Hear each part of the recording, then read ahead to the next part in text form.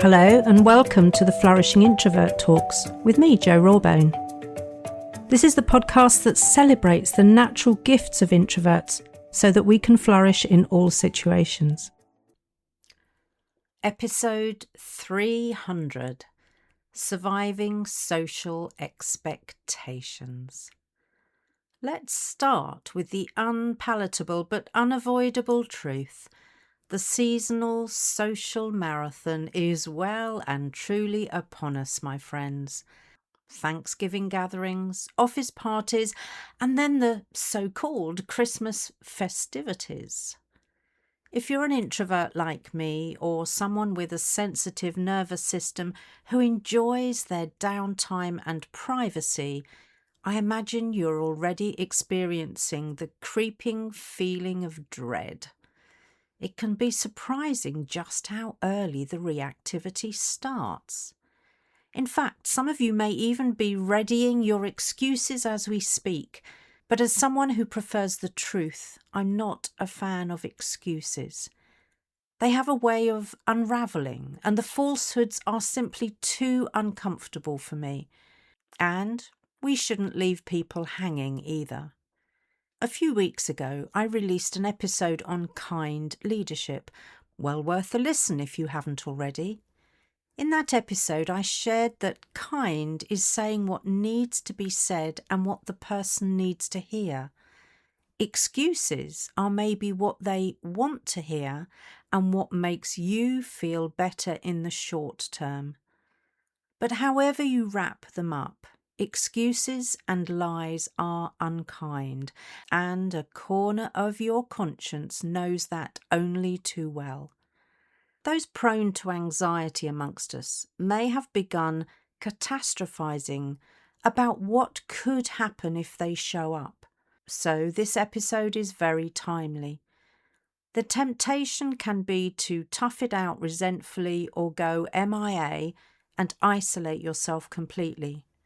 But there's a better way. I'll be sharing why the reactivity begins, surfacing as it does old emotions that add to the general sense of dread, so we can enter this season with a rather cleaner slate. I can't promise it will be wiped completely clean, but I am offering you some strategies to deploy so you're not hijacked by your subconscious mind. So the science bit. Our brains run on something called predictive processing. Now there's nothing wrong with this, and it's partly what has helped us to survive for as long as we have. But as you can probably already imagine or predict, there's a bit of a flaw in this process too. Here's an explanation of the process in action to give you an example. Imagine this. You receive an invite to the extended family gathering, an elaborate lunch with drunk Auntie Shirley, handsy Uncle Grant, and the terribly spoilt twins who have never heard the word no said to them. There's also your sister, who has the biggest chip on her shoulder, your people-pleasing parents who just want everyone to be happy, and the rest of the dysfunctional extended family. Phew. What do you predict? Other than a riot, thank you, Ricky Wilson and the 𝗞𝗲𝘆. Here's what you might imagine based, as predictions are, on past experience. The noise from the twins will be unbearable, as they will probably be either gloating about their gifts or complaining because they weren't good enough, and maybe even swinging between the two as they find out what their friends got. The thought of that has immediately upped my dread to the next level. Then drunk Auntie Shirley, who will be okay to start with, in fact she'll be quite the comedienne.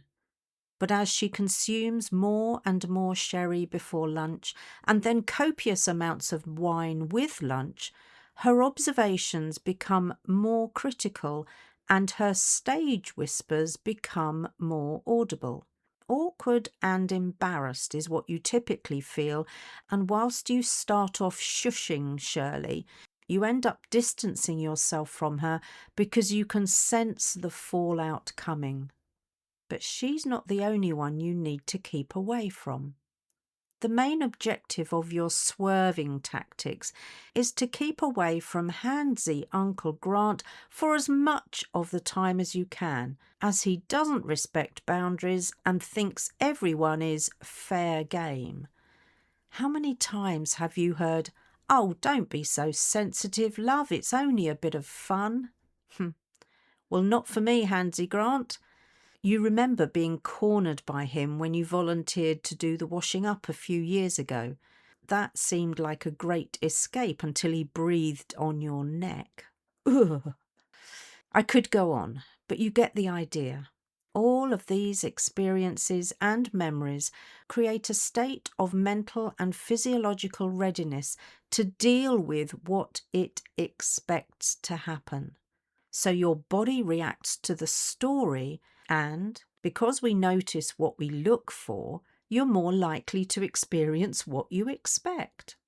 So just by thinking about a social event can tighten your chest, raise your cortisol, and even spike your heart rate.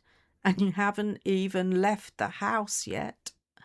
The pattern matching of situation and story to reaction happens in the blink of an eye and triggers the same emotional fight or flight response. Uh-oh, remember last year? It was too much. Start preparing for the onslaught. Now, if all of this sounds a bit doom and gloom, I'm about to give you some hope. And you know I'm on a mission to make active hope contagious, so this is intended to be seriously helpful. Lisa Feldman Barrett's book, 7.5 Lessons About the Brain, which I thoroughly recommend, covers how often emotions are predictions, not reactions, as in the scenario I've just outlined. The good news is, if they're constructed from past experiences, they can be reconstructed, bringing about a different reaction. As the brain uses the past to predict the future, it's time to update the data set. Have you ever reluctantly attended an event only to quietly enjoy it? I know, shock horror. That's the start of the reconstruction to an updated data set. So in order to maximise your success, here are a few things to do differently ahead of any social event. Number 1, attend for a much shorter time and make this clear when you accept. But don't apologise. None of that, "I'm sorry, I can only stay for an hour." You're not sorry, you're being strategic. It's more like, "Thank you, I'll be there and I'm able to stay for an hour." Number 2, check your inner dialogue in advance. Attending with an, "Oh, this is going to be dreadful" attitude will make that so much more likely. Language matters, and in this situation, it's part of your predictive architecture. Number 3, master your breathing and grounding techniques. So if you feel your fight, flight, freeze response start to kick in, you can take back control. And do apply your protective energetic bubble before leaving your house. Number 4, pay particular attention to what is neutral or good. Remember, you're creating a new data set, so make sure you populate it as much as possible, even with the small things. And number 5, leave whilst you're still emotionally regulated, so before you get to overwhelm or beyond. That way you can reflect on your largely positive experience to embed that new data set. All of this builds new self-trust that says with confidence, "I can handle this. I've got this." These strategies are all things that are within your control and that mostly sit beautifully within the systems practice category of the Flourishing Introvert Playbook. Some of your past experiences may have been painful. I know mine certainly were. but we also don't need to tolerate bad behaviour or allow ourselves to be upset by it.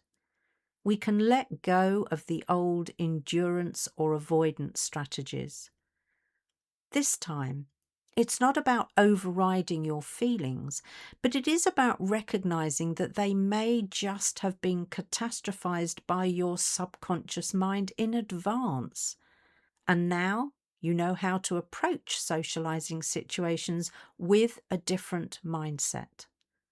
There really is no need to exclude yourself completely, because as humans, even we introverts need connection, but we need the right connection.